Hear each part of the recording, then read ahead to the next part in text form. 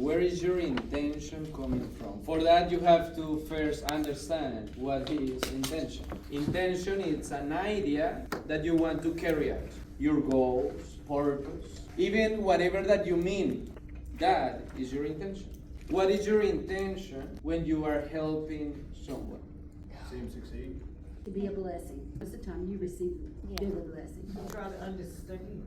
To grow. So I'm asking you this because I don't know what is your intention. Maybe your intention is to remove the burden that that person has, or maybe to get the attention that you don't have. So what is your intention when you're doing that? Or what is your intention when you are coming to exchange? Maybe you are coming to learn, but why do you want to learn? Are you the person that you just eat it by yourself and you don't share it to others? Or you come to learn because you have an intention to be a blessing for other person? What is your intention when you open your Bible? What is your intention when you turn on the TV? What is your intention? What is your intention? What is your intention? And this is very interesting because something that we always want is to be set free. We want freedom. But what is freedom?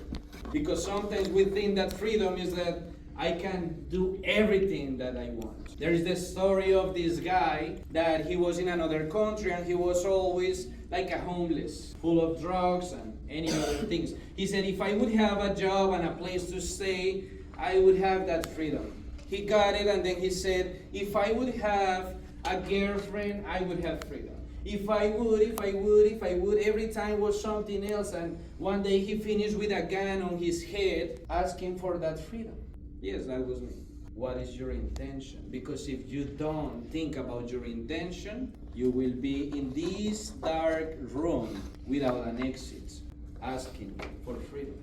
You want freedom? Awesome. To do what? Why do you want freedom?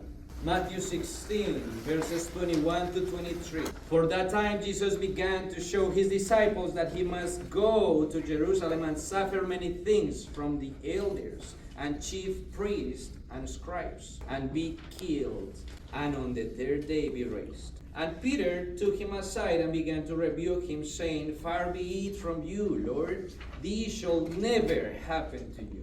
But he turned and said to Peter, Get behind me, Satan, for you are not setting your mind on the things of God, but on the things of man. I want you to imagine that you are Peter. You are trying to defend Jesus. Then he comes and tells you that. Get behind me, Satan. How many times you have tried to help someone and that someone is just telling you, leave me alone? And you're like, I'm on your side, right?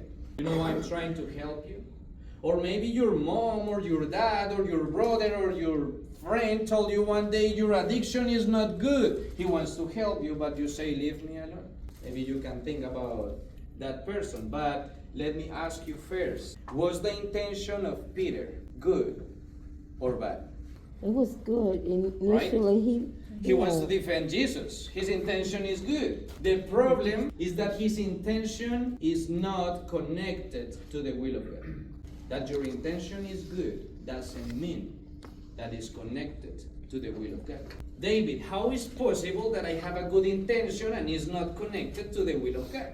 Well, it is possible because you see in the verse that Jesus is saying, yes, I'm going to be killed, but I will be raised. The intention of Peter is not connected to the will of God because his mind was on the death of Jesus and not on his resurrection.